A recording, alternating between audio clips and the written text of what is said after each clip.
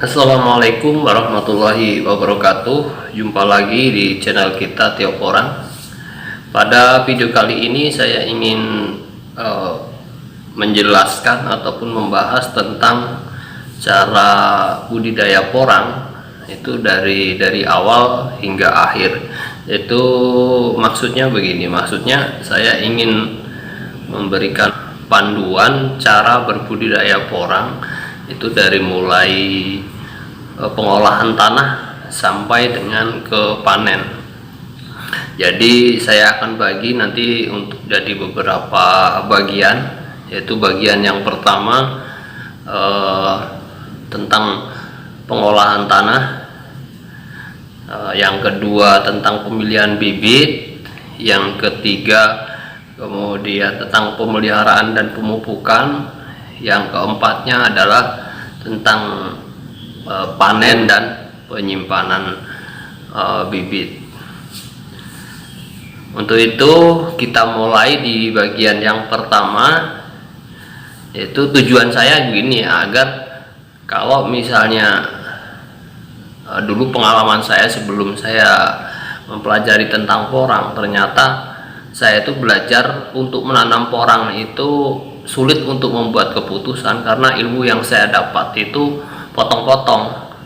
Jadi mau belajar tentang cari bibit, saya harus cari informasi ke sumber yang lain. Kemudian mau nanam gimana sih cara olah tanahnya, saya dapat informasi dari sumber yang lain, jadi tidak utuh. Makanya kali ini saya ingin memberikan video yang utuh. Maksudnya dari mulai pengolahan tanah sampai ke panen itu lengkap di situ ada. Jadi mungkin durasinya agak panjang, tapi nanti akan saya potong-potong menjadi bagian, 4 bagian, yaitu yang khusus untuk pengolahan tanah, khusus untuk masalah bibit, khusus untuk pemupukan dan pemeliharaan, kemudian khusus untuk cara pemanenan dan perawatan hasil panennya. Jadi pada kesempatan ini saya ingin memulai ke bagian pertama, yaitu tentang pengolahan tanah. Untuk itu buat teman-teman yang belum subscribe, silahkan di subscribe dulu channel kita, dan jangan lupa aktifkan tombol loncengnya agar bisa mengikuti video terbaru saya. Terima kasih. Oke, kita ke pokok permasalahannya, yaitu tentang pengolahan tanah. Jadi kebanyakan masyarakat kita, rata-rata petani kita itu karena belajar berdasarkan otodidak, berdasarkan turun-temurun, jadi mungkin secara keilmuan dia tidak belajar secara khusus. Artinya dia bisa bertani itu karena ya udah terbiasa. Jadi untuk masalah olah tanah itu ya, kalau di kampung saya terutama itu biasalah, petani itu pupuknya itu cuman itu. Maksudnya kalau nanam jagung, pertama kita kasih kohe ayam, kemudian pupuknya cuma 2 macam, paling urea sama NPK, itu aja.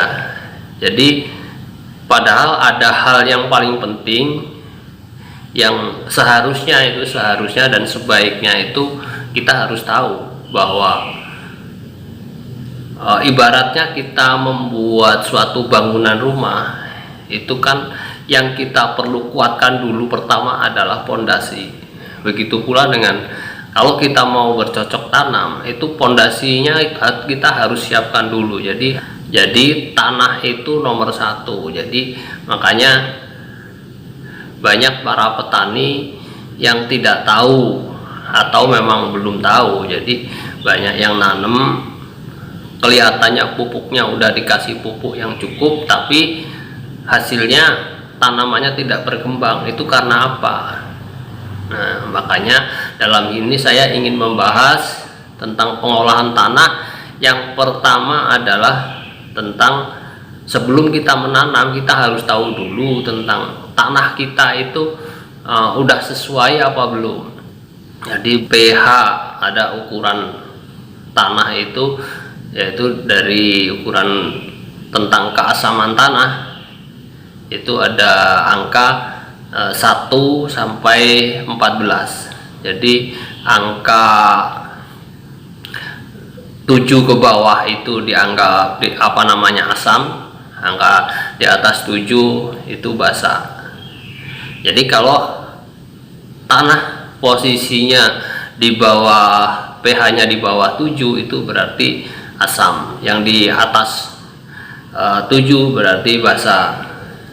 Cuma kalau tanah yang kandungannya basa itu jarang, kebanyakan tanah di Indonesia itu rata-rata ya tanah-tanah kita itu, apalagi yang sudah biasa kita olah itu rata-rata ya tanahnya di bawah paling 5 lah, pH-nya itu sekitar 5.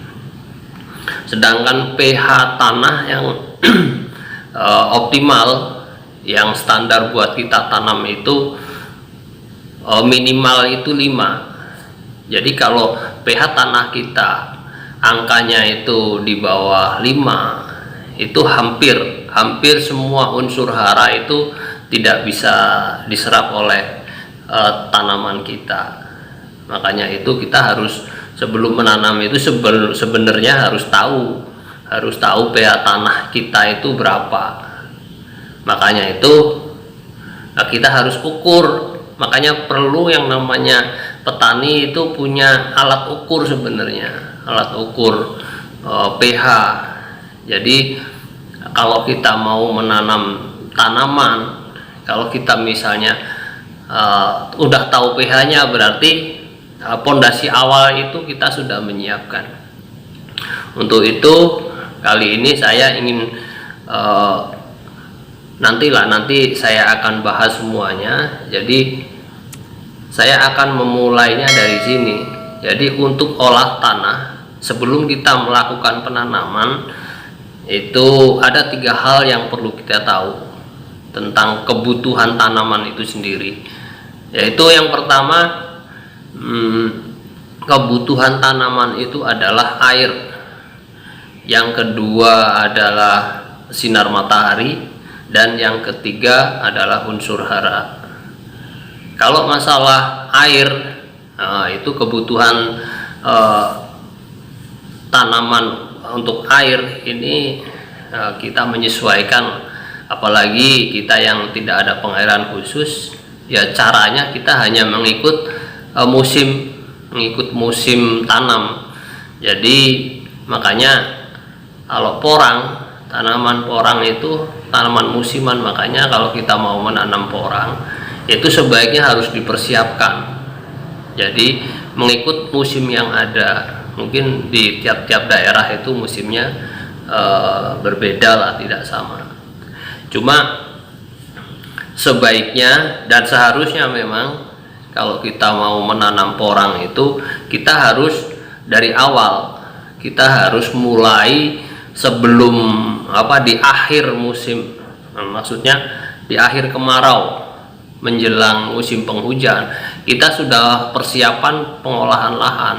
Jadi jangan sampai kita hujan sudah datang kita baru mau pengolahan lahan, jadi nanti kita waktu tanamnya itu ketinggalan, jadi usia tanaman kita nanti pendek, jadi kurang maksimal. Untuk itu jadi perlu masalah air itu kita menyesuaikan dengan musim, artinya kita jangan sampai ketinggalan musim tanam. Itu satu, kecuali kalau kita memang punya persiapan pengairan secara khusus. Kemudian sinar matahari kalau untuk porang itu minimal lah, itu sinar matahari enggak 60% lah, mungkin sekitar itu. Nah, kalau hasilnya itu sebenarnya kalau porang itu, kalau misalnya untuk ditanam di lahan terbuka tanpa naungan, selagi kita bisa menanggulangi segala resiko misalnya ada beberapa waktu sampai 10 hari tidak ada hujan. Nah, kita harus menanggulangi resiko-resiko kekeringan. Jadi kalau kita bisa berhasil menanggulangi resiko, sebenarnya hasilnya lebih baik kalau ditanam di tempat terbuka. Artinya kebutuhan sinar matahari itu kita memang tercukupi. Cuma kalau misalnya ditanam di naungan itu lebih selamat dari segi kekeringan dan kepanasan akibat terjadi layu. Cuma kelemahannya kalau misalnya di naungan itu hasilnya memang kurang maksimal, cuma dia lebih aman, terutama di dataran-dataran rendah itu memang harus pakai naungan, menghindari resiko. Itu yang kedua. Kemudian yang ketiga tadi adalah unsur hara. Nah, di unsur hara inilah yang sangat kompleks ya, karena kebutuhan makanan dari unsur hara ini yang kita harus penuhi. Jadi kekurangan tanaman, kekurangan zat unsur di dalam tanaman itu kita harus memenuhi kebutuhannya. Makanya kita perlu tahu itu, dan harus tahu apa yang tanaman kita butuhkan, apa yang porang yang kita tanam itu dia butuh apa, kita harus tahu. Makanya dari olah tanah ini, kalau olah tanah di awal itu sebagai pupuk dasar ini sudah cukup, itu sebenarnya porang itu pemupukannya untuk pupuk lanjutannya itu agak ringan. Mungkin apalagi di negara-negara yang sudah maju ya, itu karena di negara maju itu pupuk kandang itu relatif kurang, jadi mereka menggunakan hampir 90% itu menggunakan pupuk kimia. Tapi tanahnya itu, cara mengkondisikan tanahnya itu cukup bagus, jadi pertaniannya juga berkembang. Nah, cara pengolahan tanah untuk penanaman porang itu yang pertama adalah kita bajak terlebih dahulu, biar, maksudnya biasalah kalau untuk penanaman itu agar tanah menjadi gembur. Tujuan dibuat bedengan adalah pertama agar menghindari terjadinya genangan air.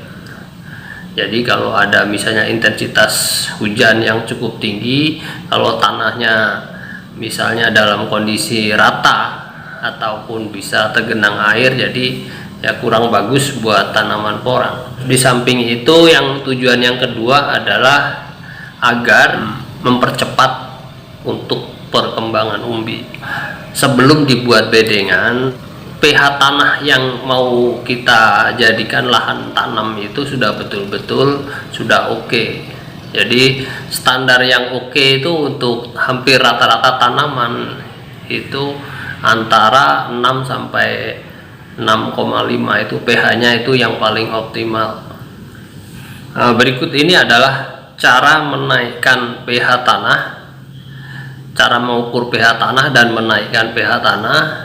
Juga akan saya bagikan tentang dosis untuk pemberian pupuk organik ataupun kohe sapi atau kohe kambing. Nah, dari dosisnya itu berapa yang kita butuhkan. Untuk ukuran pH tanah yang optimal itu 6,5 sampai 7. Jadi makanya sebelum kita menanam porang, terlebih dahulu kita harus tes dulu pH tanah kita berapa. Karena yang saya bilang di awal, hampir semua tanaman kalau di pH tanah di bawah 5 itu rata-rata tidak berkembang. Makanya kita harus sempurnakan tanah kita naikkan pH-nya, kita kasih unsur haranya organik. Jadi biar kebutuhan tanah kita itu terpenuhi. Makanya untuk menaikkan pH kita harus tahu dulu pH tanah kita itu yang sebenarnya, yang real itu berapa pada saat kita mau menanam. Setelah itu kita tahu, baru kita mau naikkan ke angka berapa. Contoh misalnya, kita cek pH tanah kita pakai tester, alat pH tester itu kita cek, ternyata angkanya 5 pH-nya, sedangkan kita mau kejar pH kita menjadi angka ke 6,5, berarti dari 5 ke 6,5 itu kebutuhan pH yang harus kita capai, selisihnya itu 1,5. Nah, nanti saya akan kasih tahu, saya kasih daftarnya, nanti saya kasih linknya di bawah. Jadi misalkan ini saya kasih contoh ya, saya contoh misalnya 5 mau naik ke 6,5, berarti kebutuhan pH itu 1,5. Jadi kalau untuk kekurangan selisih pH 1,5 itu kalau di daftar itu jadi dibutuhkan kapur dolomit. Nah, ya tadi saya belum menyebutkan ya, kalau untuk menaikkan pH tanah itu yaitu menggunakan dolomit, kapur dolomit ya, atau kaptan. Jadi itu makanya kalau misalkan ternyata tanah kita misalnya pH-nya 6, kita mau 5,5 lah misalnya, pH yang kita cek pH tanah kita 5,5, kita mau naikkan menjadi 6,5, berarti kurang 1 pH-nya. Gimana caranya agar 5,5 menjadi 6,5, yaitu 1, maka kita butuh 3,66 ton, sekitar 3,5 ton lah kita butuhkan untuk menaikkan satu digit angka. Jadi kalau misalnya dari 5 mau ke 6,5 itu berarti 1,5 itu di tabel ada, itu sekitar 5,2 ton. Itu kebutuhan dolomit. Makanya nanti akan saya kasih datanya. Kalau untuk selisih misalnya dua angka berarti sekitar 6,8 ton. Misalnya dari tanah kita terlalu rusak, misalnya cuma pH-nya 4, terlalu asam, mau kita naikkan menjadi 6, berarti selisihnya kurang 2. Makanya kita butuh 6,8 ton dolomit, itu kebutuhannya. Sedangkan kebutuhan kalau untuk pupuk organik itu tanah dalam per hektar, kebutuhan kalium buat tanah 1 hektar itu membutuhkan sekitar mendekati 500 kg kalium. Itu kalium sangat dibutuhkan untuk pertumbuhan tanaman. Makanya kalau dalam 1 hektar kita butuh sekitar 500 lah, kalau ininya sebenarnya lebih pasnya itu 480 kg per hektar.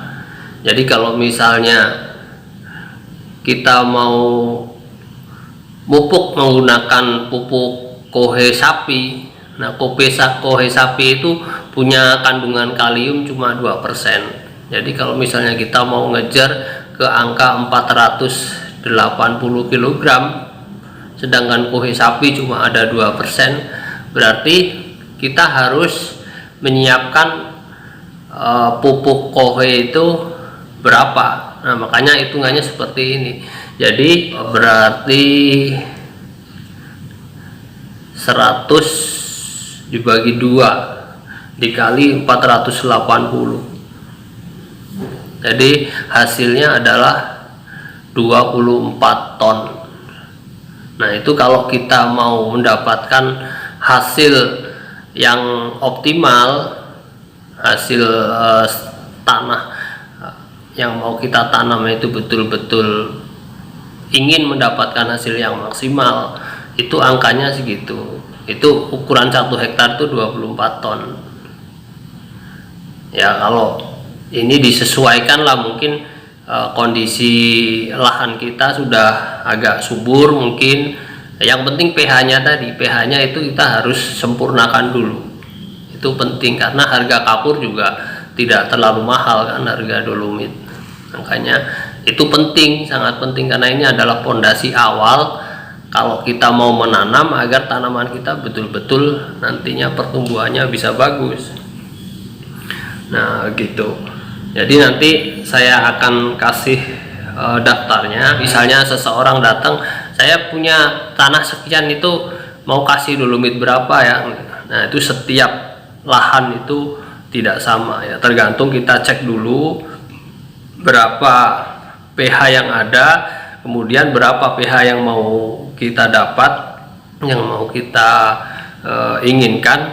Nah itu baru kita bisa hitung berapa jumlah dolomit yang kita butuhkan. Masing-masing tanaman itu sebenarnya untuk idealnya itu pH yang dibutuhkan itu tidak semuanya sama. Misalnya contoh kentang itu bisa hidup, bisa bagus di pH 5 sampai 6. Itu kalau ini saya ada datanya, kentang itu 5 sampai 6 itu sudah ideal. Kemudian yang bisa 5 sampai ke 7 yaitu ada apel, mangga, melon, nanas, jenis kacang-kacangan, rempah-rempah. Kemudian untuk di pH 6 sampai 7 ada anggur, lemon, leci, brokoli, bawang merah, jagung, kedelai. 6 sampai 7,5 itu ada pisang, jagung manis, timun, bawang putih, tomat, terong, kemudian labu, ada cabai.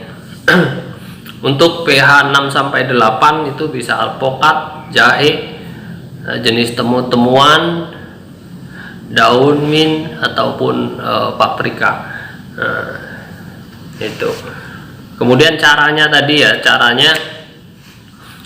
setelah kita bajak, kita kembali ke cara mengolah tanahnya. Kemudian pH tanah kita sudah oke, kemudian kohe sudah oke. Makanya caranya itu pertama kita bajak.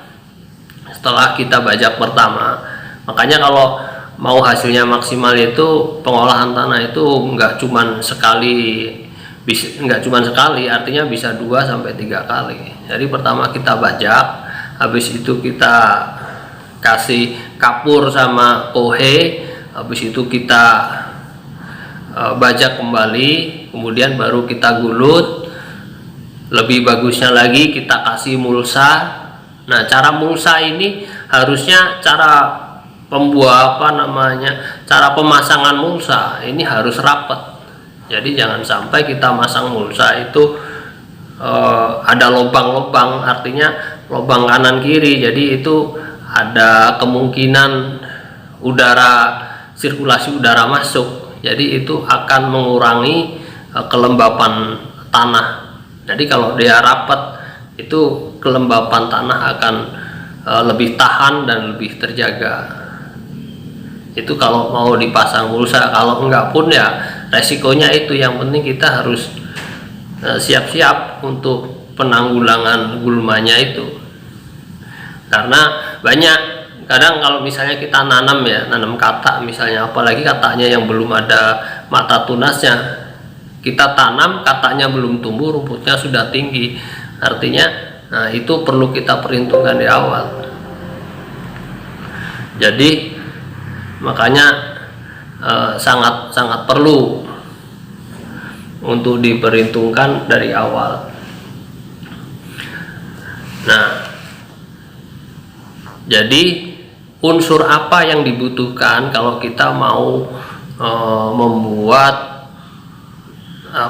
mengolah tanah, artinya pupuk dasar apa yang kita butuhkan. Jadi kalau untuk pupuk dasar itu kalau standar, yang standar lah, kita cukup nggak terlalu banyak-banyak lah, kecuali kalau memang kita anggarannya cukup, kita mau buat pupuk dasar yang lebih sempurna, itu bisa tambahkan yang lain. Jadi untuk pupuk dasarnya sendiri yang lebih standar itu cukup kita pakai pupuk kandang sama dolomit.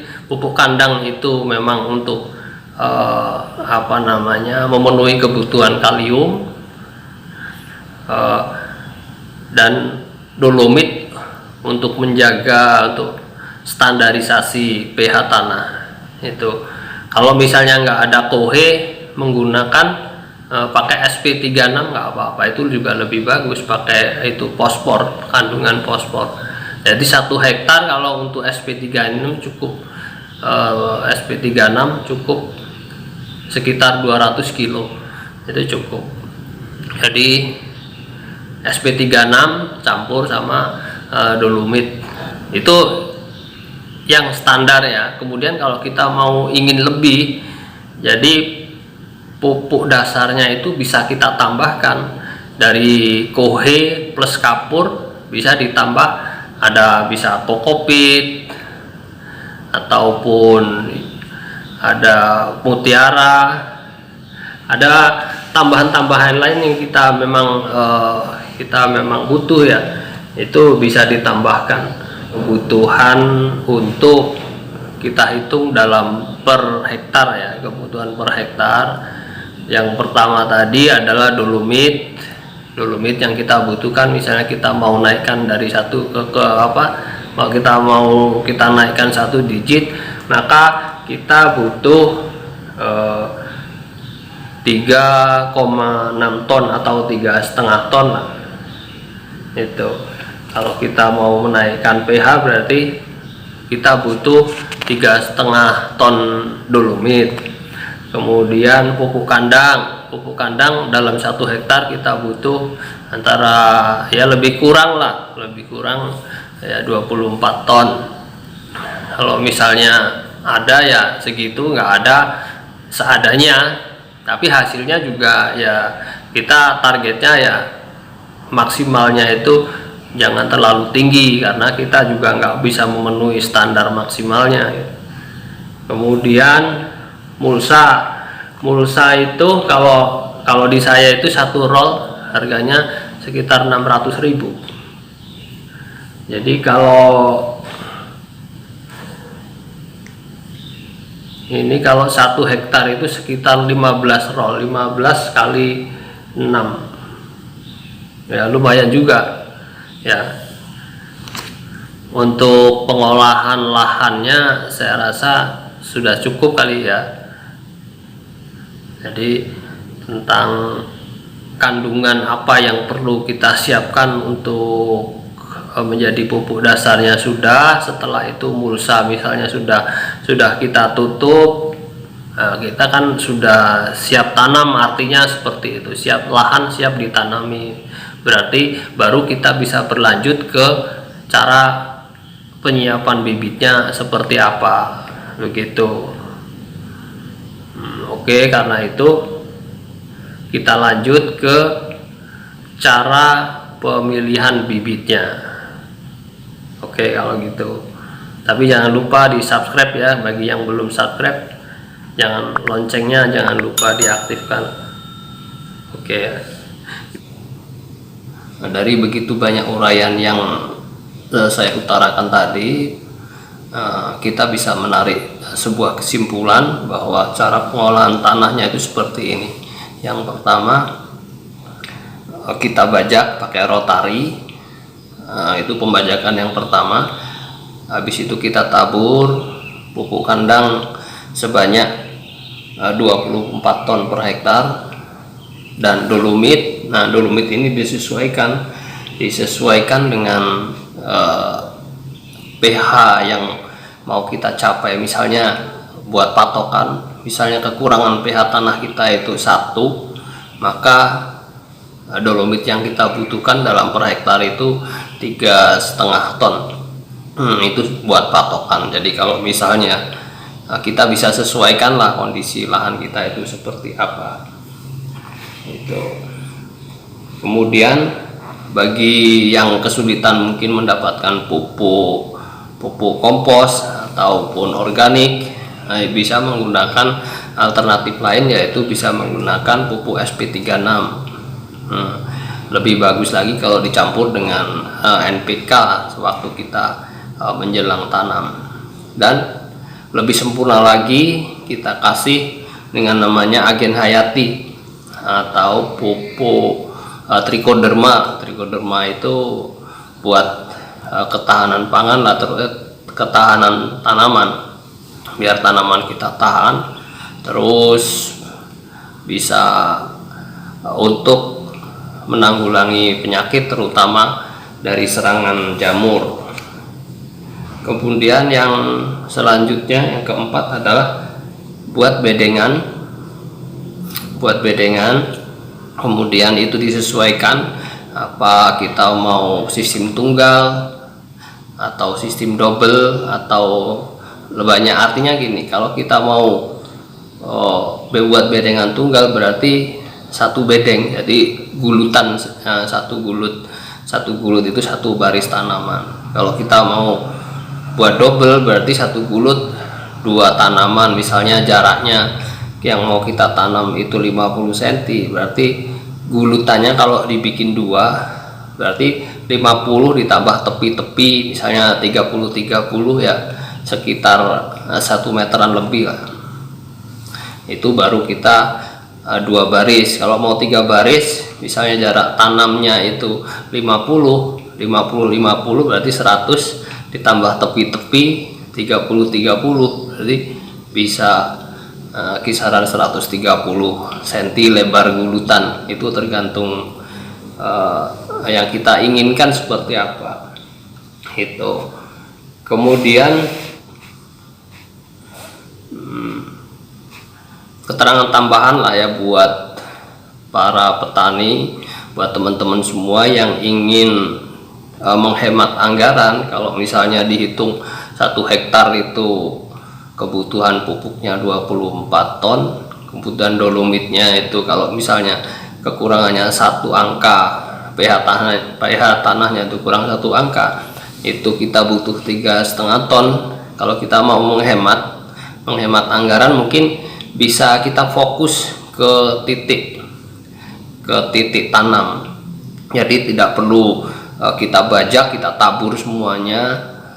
Itu kita cukup di lubang tanam itulah baru kita kasih pupuk yang sudah kita campur, misalnya dolomit sama dolomit sama pupuk kandangnya itu sudah kita aduk.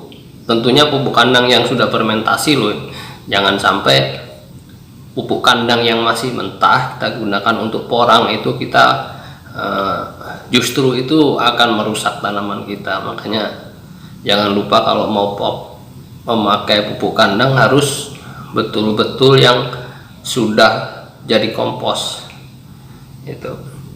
Jadi lebih hemat kalau misalnya kita mau fokus kepada lubang tanam. Nah, misalkan kita mau per lubang itu kira-kira kita kan bisa atur, disesuaikan lah dengan keinginan dan anggaran yang ada. Jadi saya pikir itu kesimpulan dari cara pengolahan tanah. Makanya kalau misalnya ada yang belum jelas dan ada yang perlu ditanyakan, bisa komen di bawah ini. Jadi tidak semua apa yang saya pikirkan, apa yang saya tahu terucap di lisan saya. Jadi makanya mungkin saya lupa atau gimana, atau mungkin ada dari teman-teman yang ingin mengetahui lebih banyak. Nah, bisa komen-komen di bawah ini atau langsung DM ke WA saya juga boleh. Jadi agar semuanya itu bisa menjadi lebih baik dan sukses dalam bertani porang. Saya doakan buat para petani porang semuanya agar sukses, barokah, dalam menanam porang dan semakin banyak rezekinya. Terima kasih. Wassalamualaikum warahmatullahi wabarakatuh. I gave you my heart.